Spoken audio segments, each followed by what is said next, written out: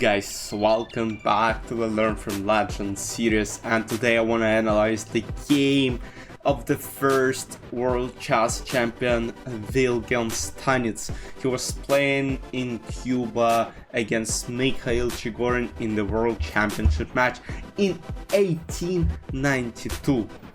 He plays e4, e5, knight f3, knight c6, bishop b5, knight f6, and d3, a modern mainstream Berlin defense. But again, 100 years ago, more than 100 years ago, and it's absolutely insane. d6, I mean, bishop c5 right now is a more popular move, main line, but Mikhail goes for d6, which is not bad. c3, g6, knight bd2, bishop g7, knight f1, common, ambitious choice. Knight is going to e3 or g3, and then what Wilhelm did is to push h4 pawn. Knight f3, knight c5, bishop c2, returns back, maintaining the pawns and also kind of keeping an eye so that there are not too many tricks. Knight s6, h4, trying to get and push h5, knight s7, h5, still, some people would just play h5 right away, to prevent any sort of things, and actually h5 was the best move in this position. But, Mikhail played knight s7, and after h5, white have a very strong and powerful attack. d5 takes, and now he takes d5, knight d5, knight d5, queen d5, bishop e3, and there are some problems on this diagonal here, and white are slightly better. Queen c6, queen e2, trying to take pawn on e5 right now, bishop d7, bishop e3, just developing pieces, because let's say here knight d5, actually, queen g2, allowing some counterplay.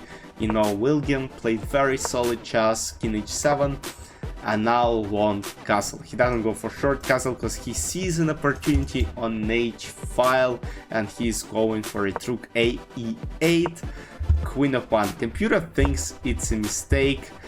According to computer, queen d2 is a better move, but after queen d2 I would consider something like knight f4, and I wouldn't be sure that this is very good for white, even though, computer gives a huge advantage to white pieces after move d4. But instead queen f1 was played. But right now, let's say some stupid knight move, knight c5, there is a trap, knight h7, king h7, queen h1, bishop h6, queen h6, and this is a checkmate. So of course, black's knight can move, and now a5, d4, counterattacking in the center. When your opponents try to attack against you on the queen side or king side, you should always counterattack in the center. That's a well-known phrase in chess. And here e takes d4 was played, and right now knight d4. And white are maintaining a lot of pressure on d file, they're good in the center, and also keeping an eye on h file. So bishop d4 was played, and now instead of regular bishop d4, knight d4, rook d4, here actually black have a lot of resources to defend from all those threats.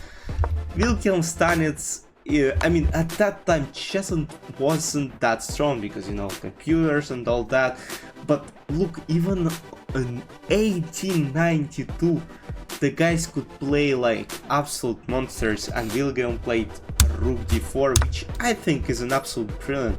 Brilliant sacrifice, accepting it allows a maiden combination, but nothing else will just hold for a long time.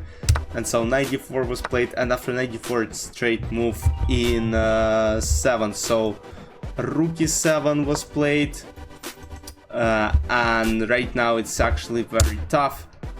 Rook e7 wasn't actually played. Knight d4, bishop d4 wasn't an option, but still, it's nothing good because rook f6, bishop f6, rook h7, king h7, queen h1, and checkmate is coming to black's king.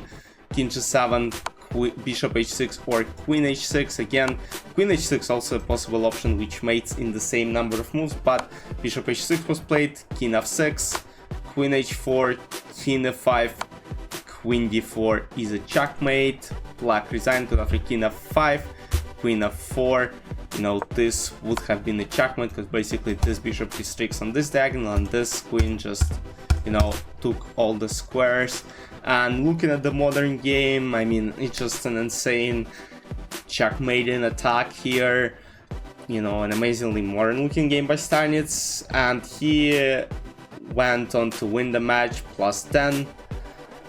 He lost 8 games and 5 draws, so +2. Again, let me know in the comments what do you think about this game.